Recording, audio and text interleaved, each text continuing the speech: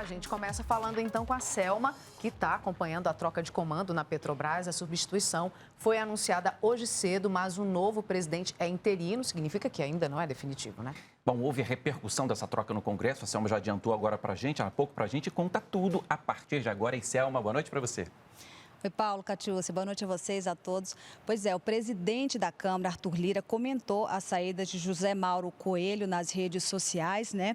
Ele chamou a atenção aí para esse pedido de demissão, adotou um tom mais agressivo contra a Petrobras, né? Falando sobre a necessidade de se discutir a questão dos combustíveis. Neste momento, o Lira está reunido ali com os líderes partidários, também com integrantes do Senado e do Ministério de Minas e Energia, tentando agilizar a votação de uma proposta que dobra a taxação, né, em cima dos lucros da Petrobras. E tentando também achar uma forma de mudar a política de preços da estatal, que está atrelada ao dólar desde 2016.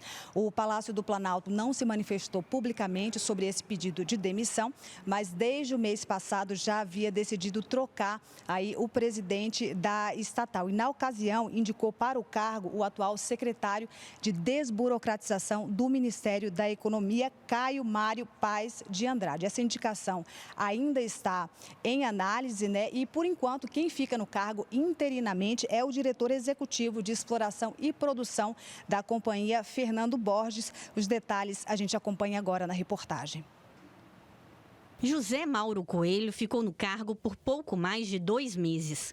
Além de deixar a presidência da estatal, ele renunciou ao cargo de membro do Conselho de Administração. A mudança acontece diante de pressões do governo contra o aumento dos combustíveis. O último entrou em vigor no sábado. A Petrobras passa a ser comandada interinamente pelo atual diretor executivo de Produção e Exploração, Fernando Borges. Ele tem 38 anos de experiência na estatal. Bom, a troca de comando aí na Petrobras segue sendo assunto por aqui porque ela tem repercussões na política, na economia e no dia a dia do brasileiro. Não é isso, professor? Boa noite para você.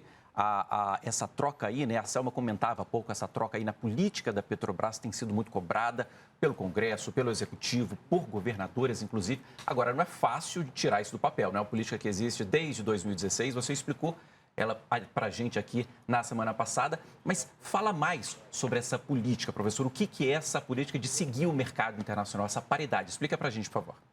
Boa noite, Paulo. Boa noite a todos que estão nos assistindo. Essa política veio porque a Petrobras foi muito utilizada politicamente e ela acabou gerando muitos prejuízos para o país e para o contribuinte.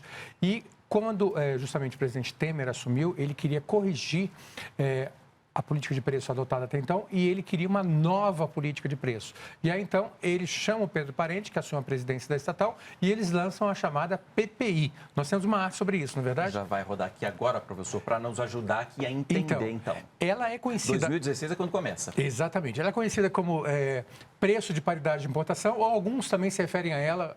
Talvez não é exatamente erroneamente, mas também alguns chamam de política de paridade de importação. Dá no mesmo, no final das contas, mas o nome original é preço de paridade de importação. Então, como eu já mencionei, adotado por Pedro Parente, qual é a ideia central dela, Paulo?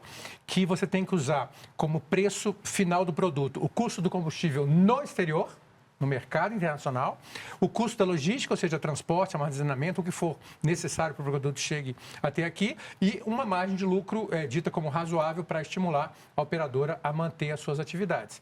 Ou seja, praticamente, segundo essa fórmula, que é a fórmula adotada até hoje, está em vigência, é o exterior, é o mercado nacional que dita os preços. Infelizmente, nós, contribuintes, não recebemos em moeda forte, nem em dólar, nem em libra, nem em euro, mas temos que acompanhar o preço de paridade que é praticado no exterior. A gente tem outros detalhes aqui, vamos passar aqui uma arte.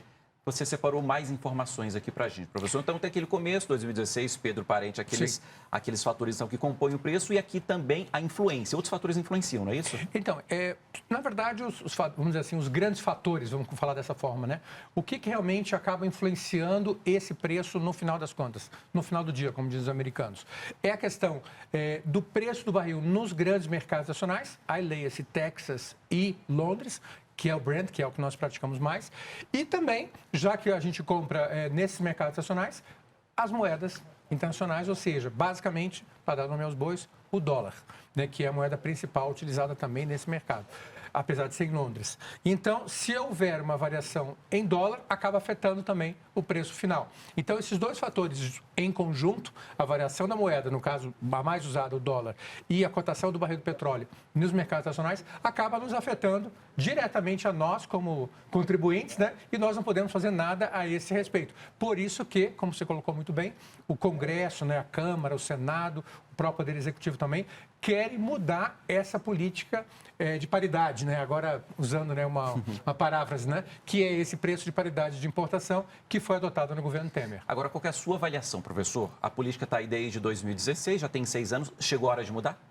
Eu não tenho a menor dúvida sobre isso, e não apenas eu. O Congresso inteiro está pensando dessa forma, tanto é que já aprovaram vários projetos de lei, há outros projetos ainda em discussão, e com isso também se discute, inclusive, por que, se a participação do petróleo importado no Brasil não chega a 10% das importações, por que esses 10% é que estão ditando o valor final dos outros 90%? A gente tem uma outra arte, inclusive, que você também preparou para a gente, é sobre justamente a produção de barril, não é isso? Isso aqui é só para dar uma estimativa, né? Então, vamos supondo que o Brasil produza em torno de 3 milhões de barris por dia, nós precisamos, para fazer o famoso blend, né? Porque o petróleo você não pode simplesmente jogá-lo nas refinarias, você tem que colocar uma mistura para que ele possa ser refinado.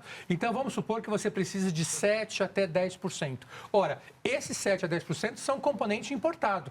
Então, na verdade, o fator que varia são 7 a 10%, não a produção. Então, essa que é a questão que o brasileiro coloca. Por que esses 10% que são importados acabam determinando o preço dos outros 90%? Porque, professor, é muito assunto, né? A gente volta a falar sobre isso amanhã. Até lá. Perfeitamente. Até amanhã.